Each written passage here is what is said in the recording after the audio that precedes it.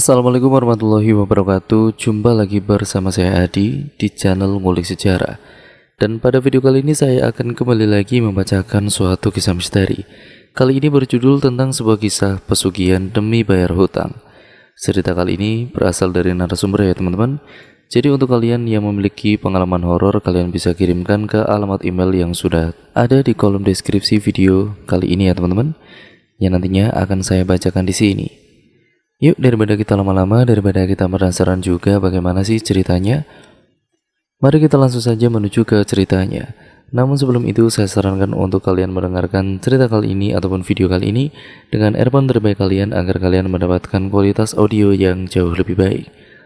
Yuk langsung saja kita mulai ceritanya.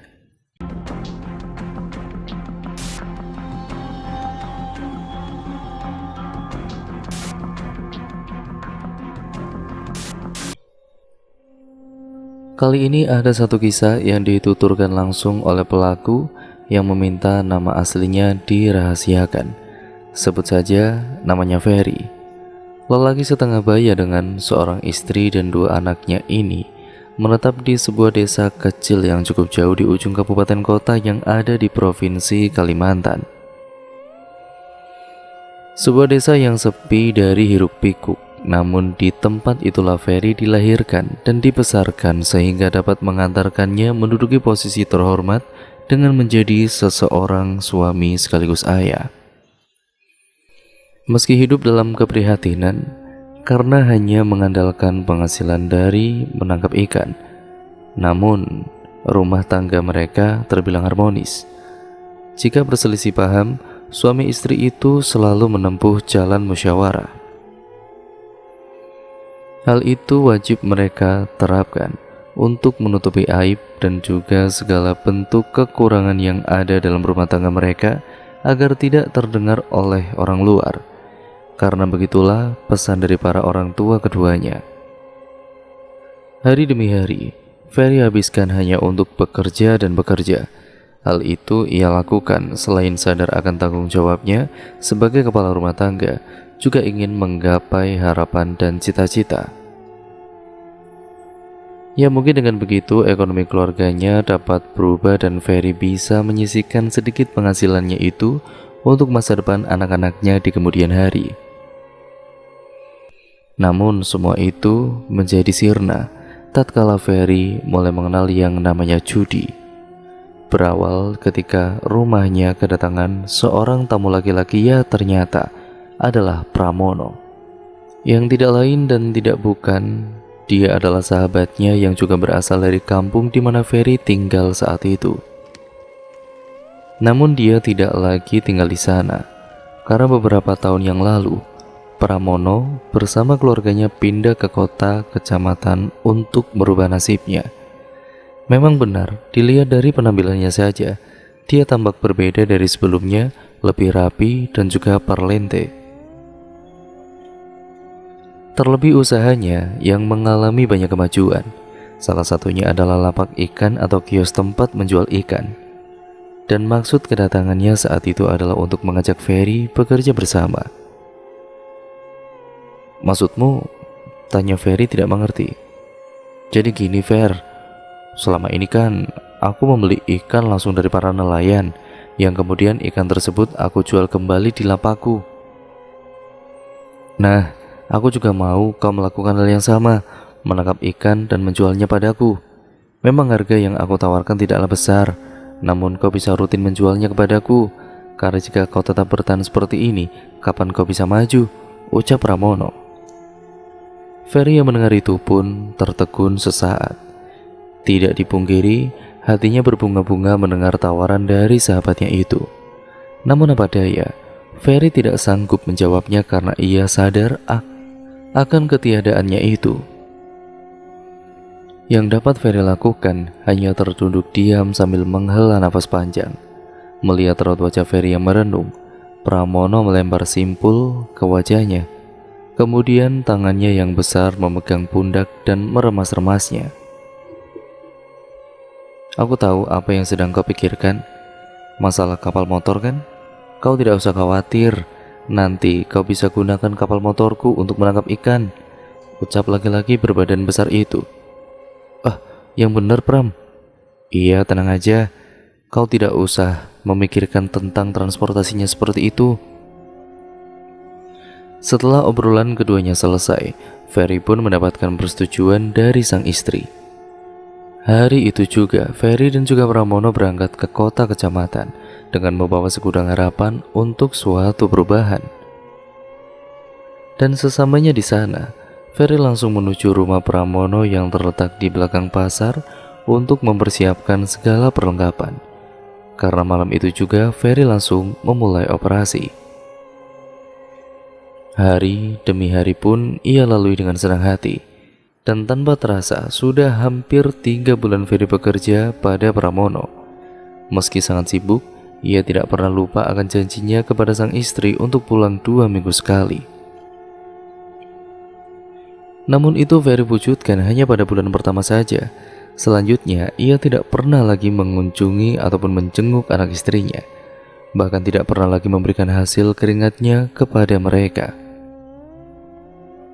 Ferry mulai terlena dan terpengaruh pada pola hidup bebas dan kerasnya kota itu. Bersama kawan-kawan barunya di tempat kerja, Ferry mulai suka mabuk-mabukan, berhubungan intim dengan wanita nakal, dan ia mulai suka berjudi. Memang untuk kebiasaan yang satu ini membuat Ferry keranjingan, tidak peduli waktu dan juga tempat. Saat sibuk maupun santai, Ferry manfaatkan untuk bermain judi bersama kawan-kawannya. Entah itu di kapal motor itu, dengan menggelar tikar atau di pelabuhan saat kapal motornya berlabuh. Padahal jika dipikir, pendapatan yang diterima oleh Ferry selama bekerja dengan Pramono sangat memuaskan. Berbeda jauh dengan pendapatannya ketika ia masih berjualan ikan di kampung. Ya setidaknya jika Ferry sisihkan untuk kumpulkan, ya ia bisa membeli lapak sendiri. Namun apa daya, Ferry telah terjebak ke dalam harapan semu yang tanpa ia sadari perlahan-lahan telah menggerogoti kenyataan yang sesungguhnya telah dirinya raih. Tiba pada suatu hari, ketika itu Ferry kalah judi dengan nominal yang cukup besar. Tidak ada lagi uang yang tersisa di dalam dompet maupun di dalam saku celananya, semuanya ludes. Demi membalas kekecewaan itu, Ferry nekat mencari pinjaman pada kenalan-kenalannya. Karena Ferry pikir bulan depan ia dapat membayarnya dari hasil keringatnya dan Ferry akan selalu begitu setiap akan meminjam uang dan mengalami kekalahan di meja judi. Namun apalah lacur, saat hutang semakin menumpuk, Pramono mengetahui kegilaannya dan memutuskan hubungan kerja samanya dengan Ferry. Mula hidup dengan berkecukupan, sekarang hidup Ferry pun terkatung-katung. Bahkan dia pun terancam karena tidak sanggup membayar hutang pada kenalan-kenalannya itu. Di tengah kebingungannya karena terus-terusan dikejar hutang, Ferry pun memutuskan kembali ke kampung halamannya dan menjual rumahnya beserta tanahnya yang merupakan warisan satu-satunya dari peninggalan orang tuanya. Sementara istri dan anak-anaknya dikembalikan pada orang tuanya. Selanjutnya, Ferry pun kembali ke kota untuk melakukan kegilaan lagi. Setidaknya ada sisa uang hasil jual rumah dan tanah untuk modalnya berjudi. Namun keberuntungan belum berpihak kepadanya. Ferry kalah lagi dalam berjudi, sehingga saat itu ia benar-benar nekat meminjam uang pada Pak Suryo. Pak Suryo sendiri seorang rentenir yang juga merangkap sebagai kepala preman yang ditakuti di kota kecamatan itu.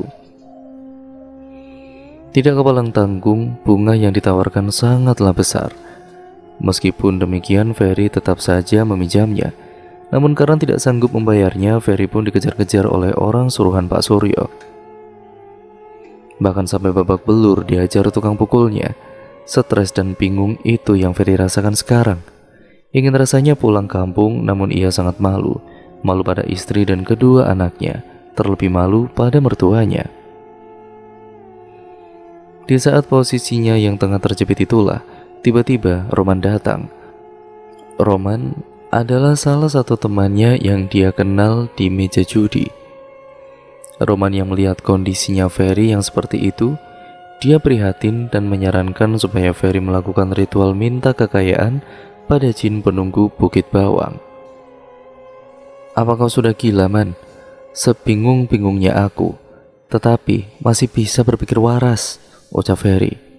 "Itu hanya sebatas saran saja, Fer. Ya karena aku sangat prihatin dengan kondisimu sekarang ini. Sekarang terserah kau mau mengikuti saranku atau memilih dikejar-kejar tukang pukulnya Pak Suryo dan hidupmu sekarang pun masih lontang-lantung tidak jelas kan? Mau bayar makan pakai apa kalau seperti ini terus?" Roman mencoba meyakinkan Ferry. Ferry yang mendengar ucapan yang dilontarkan temannya itu hanya terdiam, namun otaknya tidak berhenti berpikir. Mungkin ada benarnya juga apa yang dikatakan oleh Roman, tapi kedengarannya sangat sulit dipercaya. "Kau tidak usah khawatir, Fer. Itu tergantung bagaimana kau meyakininya, karena sudah ada beberapa orang yang berhasil melakukan ritual di sana," ujar Roman. Setelah semalaman berpikir, akhirnya esok harinya pun Ferry langsung menemui Roman. Setelah kemenyan sebagai alat ritual sudah didapat, hari itu juga mereka meluncur ke kawasan Bukit Bawang yang ada di kabupaten tersebut. Satu hari kurang lebih jarak tempuhnya, sesampainya di sana, mereka pun langsung menemui Pak Darmo, selaku juru kuncinya di situ. Ferry langsung mengutarakan niatnya datang ke tempat itu. "Saya hanya bisa mengantarkan kamu saja. Perihal apa yang kamu lakukan nanti di atas sana, itu urusan kamu dengan penunggu gaibnya," tutur Pak Darmo. Sebelum melangkah dan juga melakukan ritual, terlebih dahulu Pak Darmo memberitahukan pada Ferry bagaimana caranya menggelar ritualnya, yang ternyata sangatlah mudah. Cukup membakar kemenyan, sembari mengucapkan apa yang diinginkan, kemudian bersemedi selama 3 hari 3 malam. Memang kedengarannya sangat mudah, namun cobaannya cukup berat. Selama ini hanya ada 2 orang saja yang mampu menjalani semedi sampai selesai. Terang laki-laki tua bertubuh kurus dan kecil itu. Setelah diberi bekal dan cara ritual, selanjutnya mereka pun melangkahkan kakinya menuju bukit yang tidak jauh dari rumah Pak Darmo. Karena bukit itu terletak di belakang rumah sang juru kunci, kemudian mendakinya secara perlahan-lahan. Tidak lama sampailah mereka pada sebuah batu besar yang menghampar membentuk lempengan yang ukurannya sangat luas. Orang kampung menyebutnya Batu Bendera dan letaknya tepat di bagian sisi atas bukit menghadap ke perkampungan penduduk. Di tempat inilah nantinya Ferry akan melakukan semedi. Menurut cerita yang berkembang di masyarakat, konon pada batu yang berdiri tegak tidak jauh dari Batu Bendera itu pernah ditemukan rambut dan kulit kepala manusia yang menempel, milik seorang tua yang puluhan tahun melakukan tapa brata. Dan usai mengantarkan Ferry, Roman dan juga Pak Darmo segera kembali ke bawah. Hari beranjak gelap, tinggal Ferry sendiri di tepi hutan itu. Selanjutnya lepas mari Ferry segera memulai ritual, diawali dengan membakar kemenyannya. Sambil duduk bersila, Ferry mengucapkan keinginannya pada penguasa gaib tempat itu. Kemudian bersemedi, dan malam pertama ia sama sekali tidak mengalami gangguan apapun. Hanya suara-suara binatang malam yang terdengar dan itu dianggap hal yang biasa. Namun pada malam kedua, hal aneh mulai Ferry alami. Suara tawa wanita dari dalam hutan, suara langkah kaki yang tidak henti-hentinya mengitarinya, dan kejadian-kejadian lain yang menyeramkan. Namun yang membuat dirinya sangat takut ketika sebuah benda jatuh di atas pangkuannya. Lebih terkejut lagi, Ferry merabanya ternyata sebuah kepala. Tak ayal cepat-cepat benda tersebut dibuang jauh dari tubuhnya. Tapi aneh, ketika tangannya Ferry kembali diletakkan di atas paha, kepala tadi sudah ada lagi di atas pangkuannya. Setelah itu hilang entah kemana. Tidak ada yang dipikirkan saat itu kecuali pergi meninggalkan tempat itu. Namun ketika teringat hutang-hutangnya pada Pak Suryo, rasa takut pun menjadi sirna. Sehingga yang ada hanya keinginan untuk tetap bertahan demi mendapatkan uang. Sampailah Ferry pada malam terakhir yang merupakan bagian puncak dari usahanya itu. Tidak dapat diprediksi apa yang akan terjadi, mengingat Pak Darmo sendiri tidak menceritakan pada bagian itu. Dia hanya berpesan, jika di hadapannya itu muncul sesuatu, utarakan langsung semua permasalahannya. Namun jangan pernah membuka mata, karena Ferry tidak akan sanggup melihatnya. Ferry pun kembali membakar kemenyan, kemudian menyimpan pembungkusnya yang terbuat dari kain itu ke dalam saku celana. Selanjutnya, hanya keheningan yang menimpanya. Silir angin malam yang menusuk dengan keheningan yang membuat suasana semakin mencekam. Baru sejam Ferry bersemedi, tiba-tiba ia mendengar suara tawa wanita dari dalam hutan yang sepertinya terbang mendekatinya. Tidak satu, melainkan ramai sekali dan semakin malam semakin ramai. Terdengar pula raungan binatang-binatang aneh yang menyebabkan bulu kutuknya berdiri. Dibarengi dengan keringat dingin yang membasahi tubuhnya, rasa takut pun mulai merasukinya. Tidak lama kemudian Ferry merasa seekor ular besar tengah melilit tubuhnya dan suara desisannya sangat jelas terdengar di telinganya. Jujur keinginan untuk lari dari tempat itu muncul kembali, namun karena hutang-hutangnya membuat Ferry kembali bertahan di situ. Tidak lama kemudian dari dalam hutan sayup-sayup Ferry mendengar suara deru angin yang perlahan-lahan mendekat. Kehidupan menghilang bersamaan dengan keanehan-keanehan tadi. Dan suara tawa pun menggelegar di depannya, berat dan menyeramkan. Tak ayal tubuhnya menggigil dan keringat dingin pun bercucuran dari lubang pori-pori. Seperti yang dipesankan oleh Pak Darmo, Ferry tidak berani membuka mata. Langsung saja ia utarakan maksud dan tujuannya kepada jin penguasa Bukit Bawang yang tengah berada di hadapannya itu dengan terbata-bata. Tak banyak yang dipinta saat itu, hanya meminta nomor buntut, dan makhluk itu pun menyanggupinya dengan syarat setiap malam Jumat Kliwon, Ferry harus menyembelih seekor ayam hitam di tempat ia bersemedi itu. Jika tidak, dia akan mengambil kembali kekayaannya. Tanpa berpikir panjang, Ferry pun menyanggupinya. Selanjutnya makhluk itu lenyap entah kemana. Yang akhirnya ritual itu pun selesai. Ferry sudah dapat bernapas lega. Akhirnya usaha dia menahan rasa takut itu tidak sia-sia. Pukul 4 pagi, Ferry buru-buru keluar dari area itu. Dengan menyusuri jalan setapak, senyum di wajahnya tidak bisa disembunyikan lagi. Sebelum pulang ke rumah, ia sempatkan singgah terlebih dahulu di rumah Pak Darmo. Pak Darmo sendiri pun takjub dengan keberaniannya melakukan ritual di bukit itu. "Bagaimana, Nak?" "Alhamdulillah, Pak, ritual saya berhasil. Jangan lupa dengan syarat yang diajukan oleh penunggu bukit itu ya." Setelah obrolan itu, Roman menjemputnya menggunakan mobil milik majikannya. Sesamanya di rumah Roman, Ferry segera mengeluarkan kain tempat ia membungkus kemenyan sebelumnya. Pada kain itu tertulis 4 buah angka yang nantinya harus Ferry pasang pada bandar togel kode buntut itu. Benar saja, percaya dan tidak percaya. Setelah Ferry memasang, angka tersebut ternyata beneran keluar. Karena malam itu Ferry pasang besar, tak kepalang tanggung uang yang didapat pun ia sangat berlimpah. Selain Ferry dapat melunasi hutang-hutangnya plus bunganya pada Pak Suryo, Ferry pun bisa membeli ruko. Disitulah Ferry tinggal dan membuka usaha jual beli emas. Tidak butuh waktu lama untuk Ferry memiliki aset-aset yang berharga. Anak istrinya pun dijemput dan diajak hidup di kota. Segala fasilitas telah ada di rumah mewahnya itu. Istri dan juga anaknya mengira kalau harta yang dimiliki oleh suaminya ini hasil kerja kerasnya selama ini ikut dengan Pramono. 1 tahun telah terlewati, Ferry dan keluarganya hidup makmur. Syarat ritualnya itu pun dijalankan terus. Ia pergi di setiap malam Jumat Kliwon dengan alasan ada pekerjaan yang harus dikerjakan. Istrinya pun ya mengiyakan saja tanpa ada rasa curiga. Kekayaan yang dimiliki Ferry pun semakin melimpah. Toko emasnya yang sudah banyak cabang, sampai Ferry membuka toko material, rental mobil, dan ia pun memiliki usaha kelapa sawit. Tanah yang ia miliki sudah tersebar di berbagai daerah.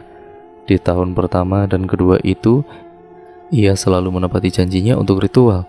Di tahun ketiga, semua yang dimiliki itu tidak bertahan lama.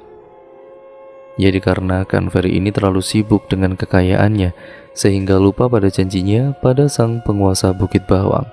Pada akhirnya kekayaan yang didapat itu pun berangsur-angsur menyusut, dan Ferry pun kembali kepada keadaannya semula. Ketika tidak ada lagi yang dapat ia lakukan di kota itu, Ferry memutuskan untuk kembali ke kampung halamannya dan memulai kehidupannya lagi dari nol bersama sang istri dan kedua anaknya. Ferry pun sungguh-sungguh bertobat, tidak akan melakukan ritual ataupun hal bodoh itu lagi. Semoga Allah mengampuni segala dosa-dosanya. Dan cerita pun akhirnya selesai sampai di sini ya teman-teman. Terima kasih untuk kalian semua yang sudah menyimak video kali ini dan cerita kali ini. Semoga kalian terhibur dan banyak pembelajaran yang dapat kita ambil dari cerita kali ini. Pokoknya jangan seperti Ferry, tokoh seperti di cerita ini ya teman-teman, yang hidupnya seperti itu dan akhirnya melakukan pesugihan dan akhirnya juga sengsara lagi. Intinya jangan sampai terjerumus ke lembah pesugihan seperti si Ferry ini. Sekian dan terima kasih ya teman-teman. Kurang lebihnya mohon maaf. Jangan lupa like, comment, dan share serta subscribe channel ini dan nyalakan tombol lonceng notifikasinya agar kalian tidak ketinggalan video terbaru selanjutnya dari channel ini. Terima kasih yang sudah mendukung channel ini, karena tanpa kalian channel ini tidak sampai sekarang ini. Sekian dan terima kasih ya teman-teman. Kurang lebihnya mohon maaf apabila banyak kesalahan kata ataupun narasi saya mungkin kurang jelas ataupun monoton ataupun mungkin terlalu kecil suaranya atau bagaimana, saya mohon maaf yang sebesar-besarnya ya teman-teman. Terima kasih, sampai berjumpa di video terbaru selanjutnya. Wassalamualaikum warahmatullahi wabarakatuh.